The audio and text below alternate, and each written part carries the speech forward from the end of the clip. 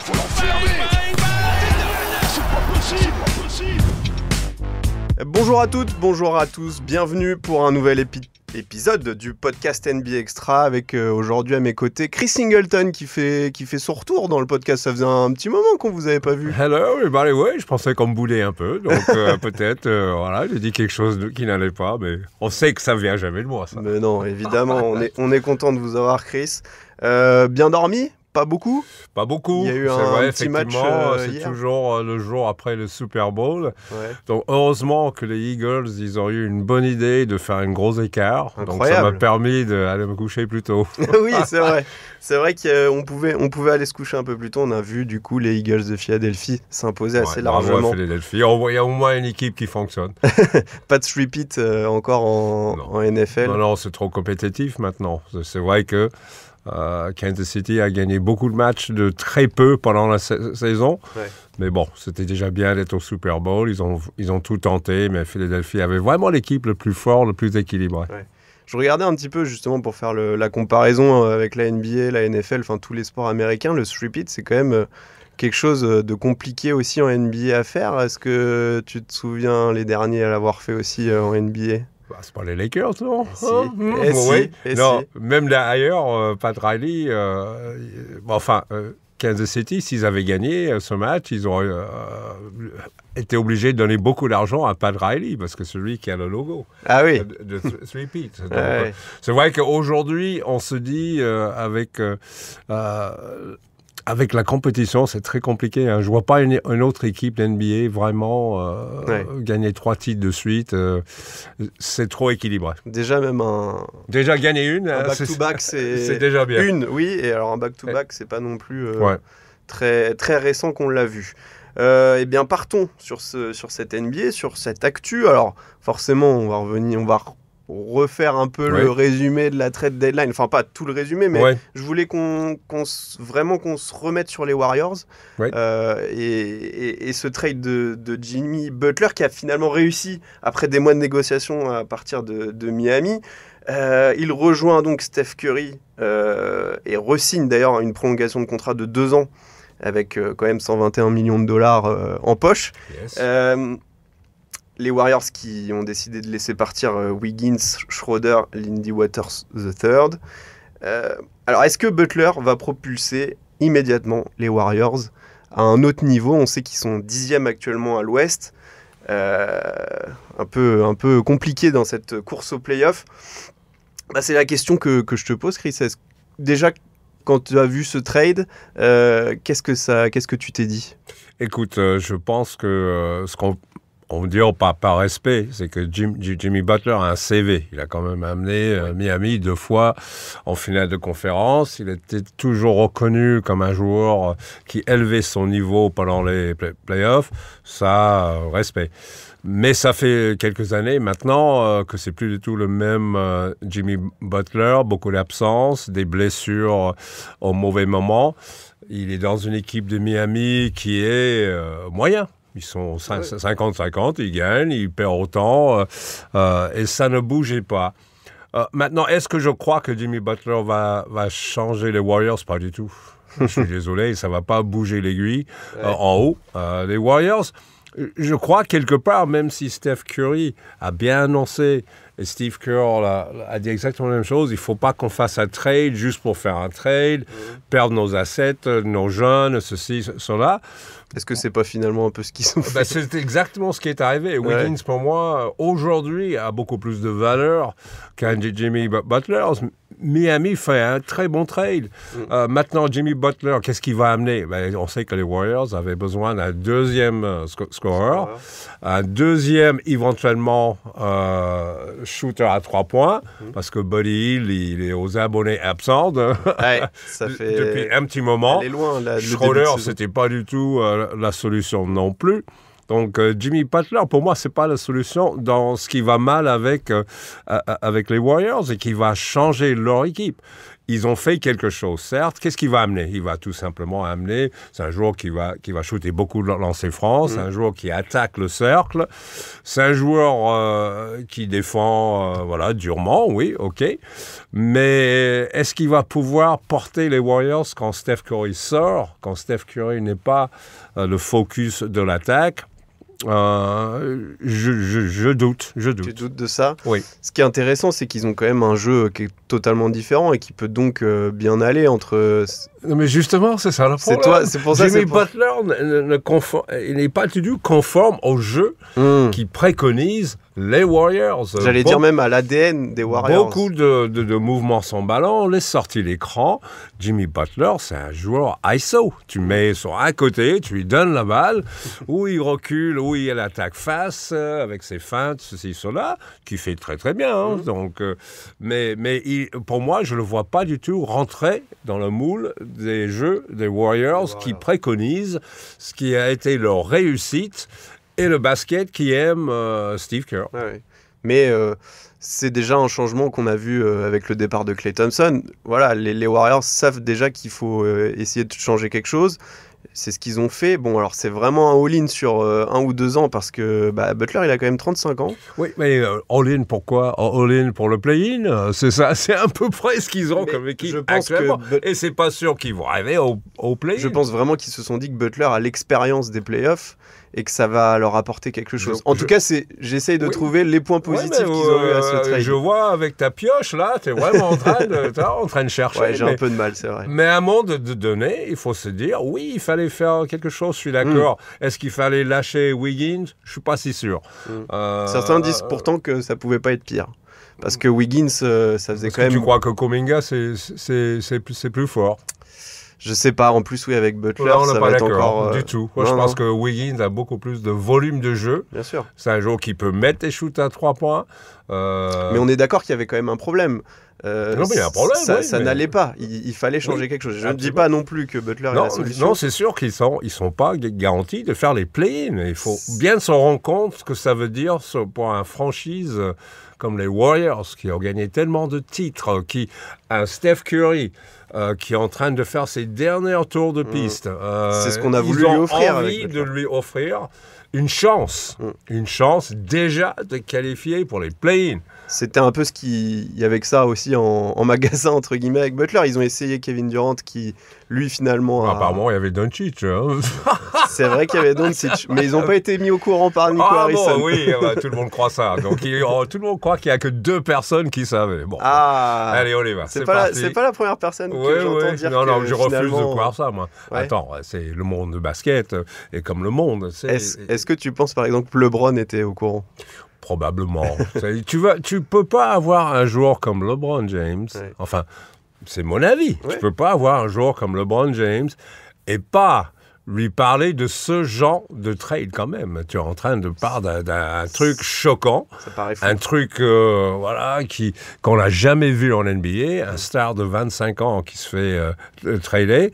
On sait que Los Angeles avait besoin de ça, et sûrement tout le monde pose des questions, même si LeBron, il retarde un petit peu la réflexion, parce qu'à 40 ans, il prend encore des chiffres mais énormes. Qu'est-ce qu'on fait après LeBron? C'est pas Connect qui va être le star, c'est pas machin. Mais c'est pas trop le problème de LeBron non plus. il a son mot à dire, mais je pense qu'il était très content. Vous vous trompez si vous dites que c'est pas le problème de LeBron. LeBron, qu'est-ce qu'il veut, lui? Il veut encore une chance dans une fenêtre par rapport à ça, de, on va dire, maximum 2 ans, peut-être pas. Oui. Encore une chance d'aller chercher une bague. Donc, il ne peut pas dire je parlais plus de la reconstruction d'après. Est-ce que lui, il est toujours content de savoir ce qui va se passer, mais... Oui, il est content de savoir. Il veut être le boss. Il veut être considéré. Rich Paul ne peut pas me dire qu'il n'était pas au courant. C'est quand même l'agent qui sait tout, qui est l'agent des joueurs concernés. Voilà. Bon, en fait, pour revenir à Jimmy Butler, je pense que les Warriors voulaient offrir à Steph Curry une espérance de jouer le play-in cette année et éventuellement l'année prochaine peut-être ajouter 1 ou 2 éléments et essayer de redevenir compétitif en haut de Parce que là, ce qui leur manque aussi, clairement, selon moi, c'est un intérieur. Ah ben bien sûr. Là, il manque vraiment quelqu'un. C'est pour ça que j'étais assez surpris qu'ils n'ont pas pris l'aventure Vucevic. Ben oui, c'est ce qui manquait. C'est un 5 attaquant parce qu'il manque de l'attaque à Golden State. C'est pas la peine. Oui. On vit dans un monde maintenant, NBA, où il faut avoir la capacité de mettre 115 points, 120 points régulièrement. Ils n'ont pas l'équipe aujourd'hui pour le faire, sauf si Steph Curry prend chaud. Et Steph Curry aussi, comme pas mal d'autres joueurs, ils ont les genoux qui commencent à couiner. Il manque beaucoup plus de matchs pour reposer. Donc voilà, il faut vraiment aller au bout. Hein. Ouais. Il y en a beaucoup aussi qui ont relevé cet ajout avec Draymond Green et le fait qu'il y ait quand même 2 grosses personnalités. Il y en a déjà qui ont misé sur le fait qu'ils allaient s'engueuler d'ici la fin de saison. Qu'est-ce que engueuler ou rigoler. Hein, ça peut être aussi de bons larrons en foire. Jimmy Butler a quand même une personnalité. C'est pas Jordan Poole, hein, c'est pas Draymond Green qui va redresser Jimmy Butler. Jimmy Butler est élevé dans les bas-fonds de Chicago quand même. Donc don't mess with a dog like that. Ça va être plus dur d'aller lui faire un tête-à-tête. Oui, puis Draymond Green, il faut dire les choses comme ils le sont. Ses capacités sont diminuées. Il a beaucoup moins d'impact sur son équipe qu'il avait avant. Donc voilà, Jimmy Butler, oui, c'est une personnalité, mais Draymond Green, il le sait aussi. Si lui, il veut exister, c'est plus par ses performances individuelles, c'est par les performances collectives. Imaginons que les Warriors font un run, c'est tout ce que je leur souhaite, pour rentrer en play-in. Voilà, il garde un petit peu sa valeur. Ouais, je pense qu'il peut avoir l'intelligence de se dire que... Je pense, un jour à l'autre, tu dis, j'ai plus les cannes, mais bon, il faut que mon équipe gagne. Ouais, je pense que ça va les remotiver quand même. On l'a même vu aussi au début, c'est sûr. Le sourire de Curry qui est revenu, c'est quand même important aussi. On voyait c'était une saison compliquée et longue pour lui, et là... Longue pour lui et surtout difficile à porter. Voilà, on lui demande beaucoup, on va lui demander encore beaucoup, mais il avait besoin vraiment de cette relève, un autre joueur capable de prendre l'équipe un petit peu sur son dos. Dans les bons joueurs de Miami, c'était ça. Jimmy Butler était capable de mettre son équipe sur le dos et puis de les amener au bout. On va voir s'il est encore capable de le faire. Petite dernière question, est-ce que tu penses que c'est sa dernière franchise, les Warriors, à Jimmy Butler? On sait que ces fins d'histoire avec chaque franchise ont été compliquées. Oui, ils étaient très compliqués même. Est-ce qu'on peut changer la nature? J'y crois pas. Il rentre dans une franchise quand même qui a une histoire. Il y a des précédents. Il y a des grands joueurs qui ont passé par là. Il y a toujours Steph Curry qui est là. Donc je pense pas qu'il peut faire n'importe quoi. Et du fait que ça s'est tellement mal passé à Miami, il va être sur bonne conduite. Okay. Donc, au début, ça va bien se passer. Je ne dis pas ce qui va arriver dans 2 ans. Oui, c'est ça. On va voir la construction l'année prochaine, comment ça se passe. Mais pour l'instant, je crois qu'il va tenir. Ok, on suivra ça. En attendant, il y a un autre événement qui commence à poindre le bout de son nez, c'est le All-Star Games. C'est déjà dans moins d'une semaine. Oui. On va suivre ça évidemment sur Beansport avec tous nos amis qui sont partis là-bas. Oui. En attendant, il y en a d'autres qui vont pas y aller. Ça commence à être une hécatombe là, en NBA. Bon, ça arrive souvent, mais là, ça tombe quand même mal. Je pense d'abord à Giannis Antetokounmpo, ça c'est sûr, il n'y sera pas. Il avait déjà raté plusieurs matchs là, ces derniers temps. Contracture au mollet, plusieurs jours, voire plusieurs semaines d'absence. C'est une grosse perte évidemment pour le All-Star Game, mais aussi pour Milwaukee, Chris. Oui, Milwaukee qui va pas très bien. Ouais. Bon, on l'a vu hier, hein. C'est lui, très compliqué. Sans Giannis, bon, il y a Kuzma qui est arrivé. Giannis, effectivement, je ne sais pas le chiffre exact, mais il a raté pas mal de matchs. C'est tout à fait normal parce que c'est un joueur qui a une dépense athlétique, physique énorme. Et pareil, c'est un joueur qui joue beaucoup de minutes quand il est sur le terrain, donc on lui demande beaucoup aussi. Donc, c'est vrai, on arrive au point où, et c'est aussi un indicateur de quelle manière les joueurs regardent l'All-Star Game. Oui, aussi. C'est plutôt un week-end à Cabo, quoi. C'est pas du pas tout plus mal. d'aller... C'est pas plus mal d'être blessé, c'est ça que tu c'est veux nous dire. vous sortez les mots de ma bouche. Donc, On effectivement... avait vu Yannis, je me souviens, je sais plus si c'était l'année dernière ou il y a 2 ans, il avait joué 2 minutes, il avait un problème à la main, il était pas revenu. C'était Oui, juste c'est pour pas- dire, bon, c'est j'ai fait ma pas sélection. un événement qui emballe les joueurs. Il faut le dire les choses honnêtement. Pourquoi ? Parce que ça n'a plus de valeur, parce qu'on change de formule tout le temps. On ne met pas assez d'importance dans cet événement. Le commissionnaire, il essaye de changer les formules pour essayer de... Déjà, il va falloir qu'on essaye de que comprendre. les joueurs, ils essaient vis-à-vis des fans. Parce que les fans, voilà, qu'est-ce qu'ils ont envie ? Ils ont envie de voir toutes De les... toi aussi, c'est Rémi qui dit que t'as du mal à comprendre les règles des fois dans le quiz hier, c'était compliqué.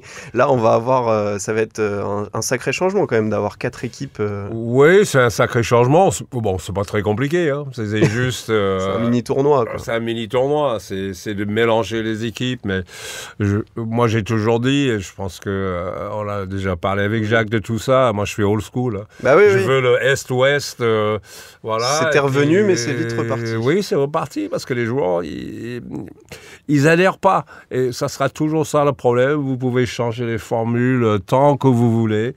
Si les joueurs adhèrent pas, s'ils viennent pas pour être minimum compétitif, ça ne marchera pas, ça sera une blague. Donc, j'aime bien le discours de Victor, de Wemby, qui dit, moi, c'est le business, je vais y aller. Ça me fait penser à Yanis. Oui. Son premier All-Star Game, où lui, il courait partout, il Ouais, était en pression défensive, les joueurs lui regardaient, oh, Jeannot, là, qu'est-ce que tu fais, là? C'est pas ça la règle. C'est pas ça la règle. Il faut surtout pas qu'on se blesse, voilà, qu'on fait plus que ça. Donc on va voir, ça va être intéressant de voir la manière que Victor joue, parce que je ne sais pas s'il sait jouer comme eux. Donc on verra ça. Ouais, il est quand même. Je pense qu'il peut s'adapter. Et d'ailleurs, avec cette absence, il a une chance de débuter parce que ça enlève des places à l'intérieur. Justement, s'il faut le remplacer, c'est par qui ? C'est Adam Silver qui va choisir maintenant. Il y a 3 noms qui ressortent. Alors, c'est pas des intérieurs justement, mais LaMelo Ball, Trae Young ou Tyrese Maxey. Oui, on n'est plus du tout... quand il commence à avoir des remplaçants, je suis un peu étonné que Jared Allen n'ait pas mentionné là-dedans, parce que, bon, c'est vrai. Il mérite autant, au moins une réflection. Bon, Et maintenant... ce serait un intérieur contre un autre intérieur. Aujourd'hui, bon, dans cette liste-là, dommage pour LaMelo Ball, il joue dans une équipe horrible, qui a un bilan qui est catastrophique. Quelque part aussi, je sais qu'il y a beaucoup de monde qui aimerait bien le voir, LaMelo Ball, parce qu'ils font l'abstraction de la qualité de leur équipe. Tu te dis, mais toi, tu achèterais un billet pour voir qui ? Un All-Star Game. Justement, un joueur Donc, qui fit bien moi, avec je ne suis pas 100% contre ça. Après, je pense que Trae Young... Qui s'est plaint encore une fois d'avoir été... Trae Young, avec ses performances, ses petits game winners de temps en temps, meilleur passeur de l'NBA, dans une équipe, il y a une dizaine de matchs qui fonctionnaient très très bien. Mais là, ça ne fonctionne plus. Maxi, c'est un peu le même, si tu prends ses performances récentes. Très bon. Tu dis oui, il mérite la considération. Moi, par contre, je mettrais Trae Young. Je pense qu'il mérite. Je pense qu'il c'est ce qui lui est arrivé l'année dernière, d'ailleurs. Ou Jared Allen, mais Jared Allen n'est pas là en discussion. Pourquoi pas, hein. Ça c'est les noms que j'ai ressortis, mais c'est vrai que c'est bien de l'avoir mentionné. Le problème peut-être de Jared Allen, c'est qu'il y a déjà 3 joueurs de Cleveland qui ont été sélectionnés. Atlanta, il y a une année, ils ont mis 4. Ça me fait plaisir de l'entendre. Et c'était Kyle Korver. Et à l'époque d'Al Horford, voilà. Non, si. On va voir ça. En tout cas, il semblerait c'est même sûr d'ailleurs, qu'il y aura une 2e place. Alors c'est à l'ouest cette fois-ci, puisqu'Anthony Davis est aussi forfait. Oui. Alors bon, beaucoup en rigolent que le karma soit déjà... Fais-moi rire. Je sais que ça va Fais-moi te faire rire, s'il te plaît. C'est la blessure qui est quand même assez folle. C'est-à-dire qu'en même pas un match, Anthony Davis, son arrivée à Dallas, s'est blessé. Bon, alors c'est pas drôle, hein, évidemment. Il souffrirait des déchirures aux adducteurs et qui devrait l'écarter des terrains pendant plusieurs semaines. C'est quand même fou cette histoire de Écoute. Nico Harrison qui voulait changer Luka Doncic parce qu'il est trop blessé et il se retrouve avec un Anthony Davis Non, déjà c'est blessé. moi qui va te faire rire. Je suis J'ai prêt. regardé le premier match de AD, le premier carton. Je dis, le mec, il est possédé par un incroyable. démon. Mais qu'est-ce qu'il a là? Il était partout, il sautait partout, il criait, il faisait ça. Et à un moment, dans ma réflexion, je dis, s'il continue comme ça, il va se Il va blesser. se péter. Oh. Ah, donc tu y as pensé, c'est toi. J'ai pensé, parce C'est que le karma, il vient je de l'avais toi. jamais vu comme ça. Ouais. On sait qu'il y a des soirs où il est très très bon, mais aussi énergétique, aussi expressif. Et je comprends, parce que tout simplement, lui, il lit la presse comme tout le monde, il regarde Internet comme tout le monde, et quand il entendait les gens dire « Ah, Doncic, on pouvait pas le trader ouais. », tout à un moment, on a oublié que Davis était 5 vrai. fois All-Star. C'est quand même un des meilleurs défenseurs de l'NBA. Mais qui pouvait aussi beaucoup se blesser. Mais certes, la frustration des fans des Lakers a toujours été... cette année, ça allait mieux. Hein. Bon, à part ses blessures récentes, il avait raté, je crois, les 3 derniers matchs avec les Justement, Lakers. Il se plaignait un petit peu de... Donc, oui, tout le monde se plaignait de ça, parce que depuis le titre, voilà, c'est un peu poussif. On en Donc, revient du coup à ce trade qui finalement pourrait être perdant-perdant entre guillemets, dans le sens où c'est deux joueurs qui... Nico Harrison, il a tiré sur la gâchette. Bon, il ne faut pas oublier que c'est quand même lui qui a fait venir Kyrie Irving, Gafford, PJ Washington, et qui leur permet d'aller en finale quand même. C'est pour ça qu'on lui laisse quand même... Voilà. Oh, non, on lui laisse pas, parce que là, il est... Là, c'est sûr. Il a les 25 garde-corps en ce moment quand C'est il vrai. approche, il approche l'immeuble. Après, on ne sait pas tout. Doncic, effectivement, était éligible pour le gros max contrat. Quand tu es payeur, tu pèses tout. Tu pèses tout. Le mec, lui aussi, petit problème musculaire de temps en temps. On sait que l'été, c'est pas le plus acharné à se préparer. On sait qu'il aime bien un beau pivot de temps en temps. Je parle pas du basket. C'est un race, baby. Donc, et puis, il était... bon, on dit qu'il était, je crois, à 120 ou 125 kilos. Ça faisait peur, effectivement. Quand est-ce que tu peux vendre, trader un superstar et avoir quelque chose de retour? Parce qu'il faut quand même si Davis était beaucoup blessé... La contrepartie était pas si mal. La contrepartie était pas si mal, et quand tu vois le premier carton, tu oublies presque voilà, tout le reste. Et c'est quoi alors? Tu penses que on peut quand même compter sur un Anthony Davis en forme d'ici les playoffs ou... Voilà, il parle d'un mois, hein. Donc déjà il faut les playoffs parce que ça chute énormément. Là. Donc les play-in, c'est pas sûr. Il y a les équipes qui poussent derrière. Imaginons que les Warriors, tout d'un coup, le mariage avec Jimmy Butler, ça fonctionne. Alors, peut-être qu'eux, ils peuvent glisser dans les play-in. Les Spurs, bon, on croit de moins en moins, parce que ça va être très, très compliqué. Sacramento est aussi Sacramento s'est amélioré un peu avec Zach LaVine, il y a oui. beaucoup de monde, hein. Il y a beaucoup de... Oui, non, mais Phoenix, bon, pour l'instant, ils sont un peu endormis, mais c'est très compliqué dans leur vestiaire.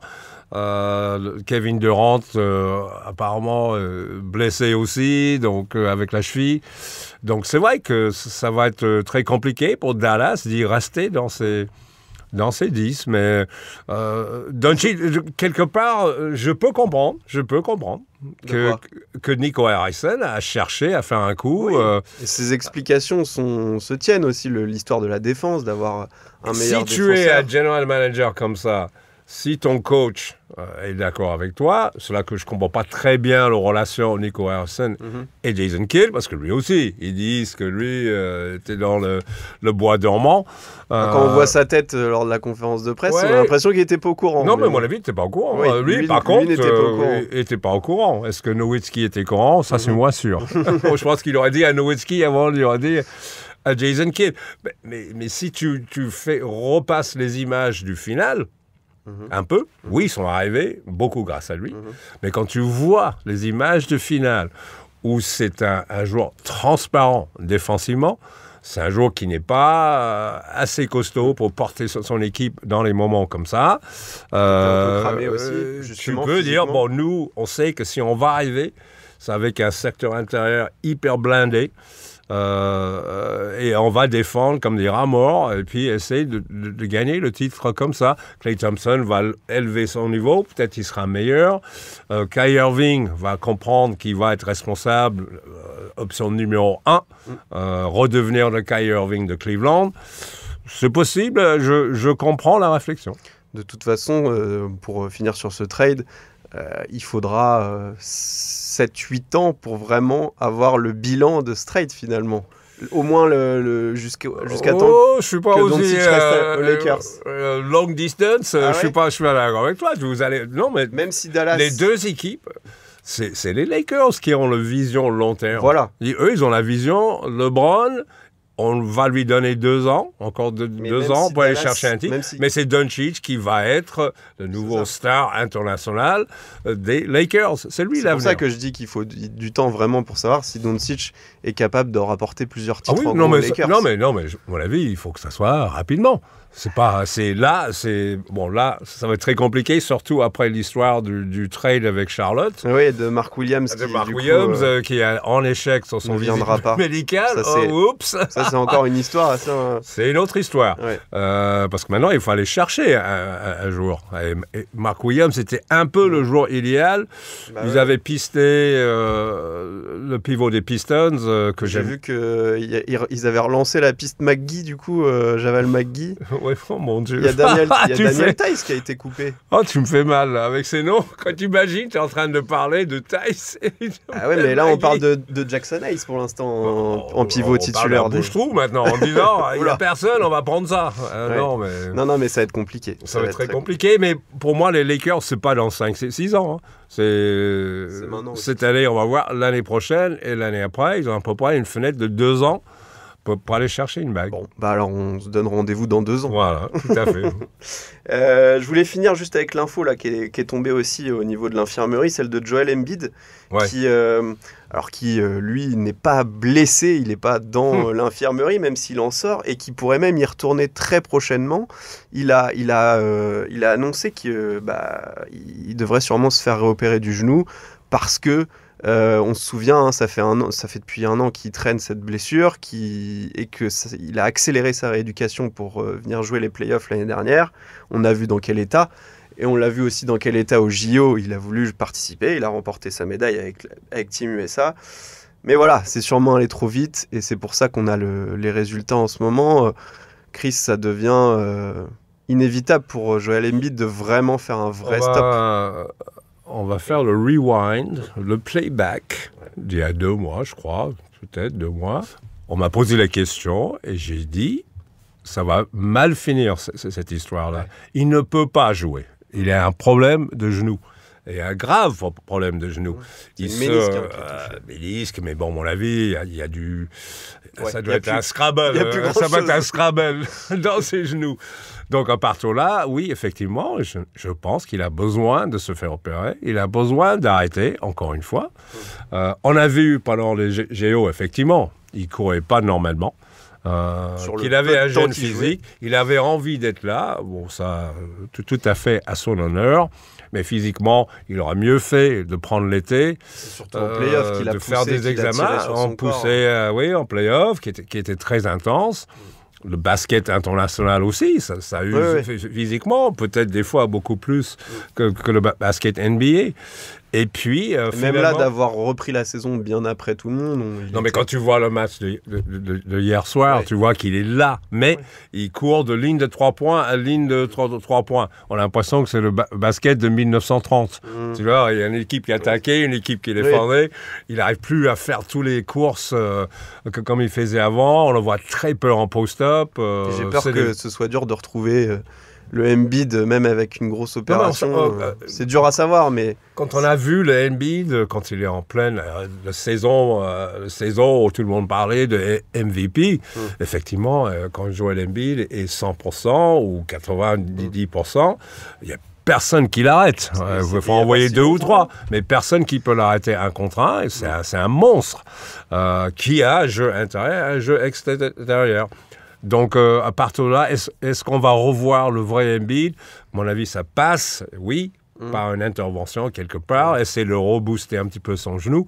Parce que dans l'état où il est actuellement, on ne peut pas parler de Philadelphie, et c'est ça qui est grave aussi, Oui. parce que même quand Maxey joue, quand Paul George joue, quand Embiid joue, c'est pas un big three, c'est un moyen three. Hein.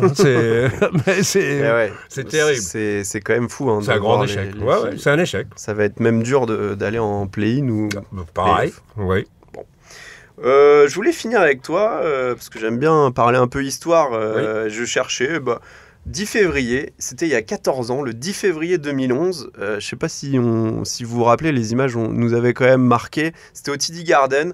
Et le jour où Ray Allen est devenu le meilleur marqueur de l'histoire de la NBA, il dépassait à l'époque Reggie Miller, qui était d'ailleurs dans la salle à commenter le match pour la télé américaine. On se souvient de l'accolade Absolument. Pendant un quart-temps. Et raconte-moi si tu te souviens de ce moment-là et puis plus globalement du shooter qu'est Ray Allen à 3 points. Quoi. C'est un des meilleurs de l'histoire, forcément. Oui, c'est un des meilleurs des histoires. C'était des shooters... Quand on définissait les shooters à cette époque-là, c'était sur les sorties d'écran. C'est l'utilisation des écrans, c'est de se libérer, c'est le catch and shoot rapide. Ouais. Donc, Ray Allen, c'était... Ça paraît vieux un peu tout ça. Oui, mais moi j'ai des souvenirs. Mais oui, non, mais je veux dire... Je ne me souviens pas ce que j'ai mangé ce matin, mais je me souviens de Ray Allen à cette époque-là. Non, Ray Allen, c'était une machine. Voilà, c'était plus une machine, techniquement propre dans tout ce qu'il faisait, mais qui n'avait pas un petit peu le flair de Reggie Miller, qui commençait à préparer le terrain pour Steph Curry. Reggie Miller, c'était avec des décalages, c'était de se retourner sans voir où était le cercle, mais le voir au dernier moment. C'était des séries incroyables, quand il était chaud. C'était pas parti, très animé. Ray Allen, c'était stoïque, voilà. Et puis voilà, boum, il y a Steph Curry qui est arrivé. Qui, à la limite, n'avait plus besoin d'écran. Moi, je l'avais vu jouer à l'université. C'était exactement ça. Tu dis, il y a le coming d'un joueur, qui va changer le basket. Quand tu l'as vu, tu t'es imaginé qu'il... Pas à ce point-là. Non, mais pas du tout. C'est impossible. J'ai dit, le seul moyen que ce jour-là va jouer en NBA, c'est que s'il continue à shooter de très, très loin, parce qu'il avait une distance inimaginable. Mais c'est lui qui a révolutionné un petit peu, justement, le shoot à 3 points. Parce qu'il pouvait, lui, pareil, dans toutes les positions impossibles, la distance. Ce qu'on sait avec Steph Curry, c'est qu'il n'y a pas de distance. Il traverse le milieu. Et puis, quand tu vois les gamins, maintenant, effectivement, dans le basket moderne, ils parlent de Steph Curry, ils ne parlent pas de Reggie Miller, ils ne parlent pas de Ray Allen, où ils ne cherchent pas à voir le shoot machine, comme ils avaient ces joueurs-là. Ils veulent le truc, ils sont en train de tomber en arrière, tomber sur le côté. C'est pour ça que des shooters comme Ray Allen, on en voit très peu. Long distance. Ah non, il n'y en a plus. Il y a Klay Thompson, je pense, qui lui ressemble un petit peu. Oui, c'était peut-être un des derniers dinosaures. Des grands shooters comme ça. J'en vois pas énormément d'autres. Non, il n'y en avait pas. Vous avez cité Korver à l'époque. C'était pareil, le spot-up. Ça veut dire on court, on se met dans un endroit et on attend. Et Korver sortait l'écran, faisait beaucoup de cascades pour lui, pour essayer de le libérer. Steph Curry, c'est tout simplement, oui, il y a ça intégré dans le jeu des Warriors, mais aussi c'est tout à fait à son expression personnelle, du travail, du répétition, dans les situations difficiles, pas dans les situations classiques. Et Ray Allen à 3 points, c'est aussi évidemment ce shoot en finale au Game 6, c'est peut-être quand même le shoot à 3 points le plus décisif de l'histoire. Oui, et puis c'est le shoot le plus incroyable, et c'est là que tu comprends. C'est tout le shoot de Ray Allen en fait. C'est tout le shoot de Ray Allen, et c'est surtout ce que moi m'a impressionné le plus, et j'ai tout compris dans ces shooters. Ils savent où ils sont sur le terrain. Ils connaissent chaque centimètre du parquet, parce que Ray Allen n'a jamais regardé ses pieds, mais il savait qu'il shootait à 3 points. Donc il n'y aura jamais, avec ces joueurs-là, à long 2, ils sont ou à 3 points, ou ils sont à l'intérieur de ligne de 3 points, et ça c'est de prendre les informations, la répétition encore une fois, c'est d'être habitué, à se placer sur un terrain et être capacité. C'est pour ça qu'il met des gros shoots, parce qu'ils n'ont pas assez de réflexion avant, où est-ce que je suis, il faut que je regarde mes pieds, le ballon il faut qu'il soit exactement dans mes mains. Tout ça est machine. C'est fou quand même. Bon, juste pour le classement, hein, donc Curry largement en tête. Mais pour moi, c'est Curry. Curry le largement plus grand en tête. shooter de tous les Ouais. temps, il sera reconnu comme le plus grand Ouais. shooter de tous les temps. Et en termes de nombre de 3 points inscrits, Ray Allen est passé 3e. Hein, c'est James Harden maintenant. Ouais, Ça- c'est moi. Quand tu parles de James Harden, C'est fou quand même. Oui, tu penses pas vraiment à Aux un 3 grand points. shooter, Ouais. mais il est capable de mettre des shoots à 3 points. Il est Faudrait capable de regarder faire les plein de pourcentages. choses. Les pourcentages n'ont pas été toujours très gracieux. Et puis il y a Damian Lillard hein, qui est pas très loin, qui peut dépasser Ray Allen. Oui, ça c'est plus dans est le Ray quatrième, hein. Allen, dans le Ray Allen, tu vois, Ouais. c'est un shoot Ouais. mécaniquement qui est très Il a beau. un peu le mélange des deux, je trouve. Un peu le avec, mélange, Curry mais aussi, oui, enfin. lui aussi, il y a beaucoup de volume. Bon, voilà, bon, on suivra ça. Merci à toi, Chris. Thank Je you. vais te laisser filer Avec pour plaisir. NBA Extra. Voilà, on enchaîne. Et puis, ce sera un plaisir de te revoir et de vous réentendre. Enfin, de vous. À vendredi, je viens. Tu reviens vendredi Voilà, Eh ben, déjà parfait. programmé. Parfait, parfait. Merci à tous de nous avoir suivis. Et puis, à très bientôt pour un nouvel Merci. épisode À bientôt. du podcast. Salut.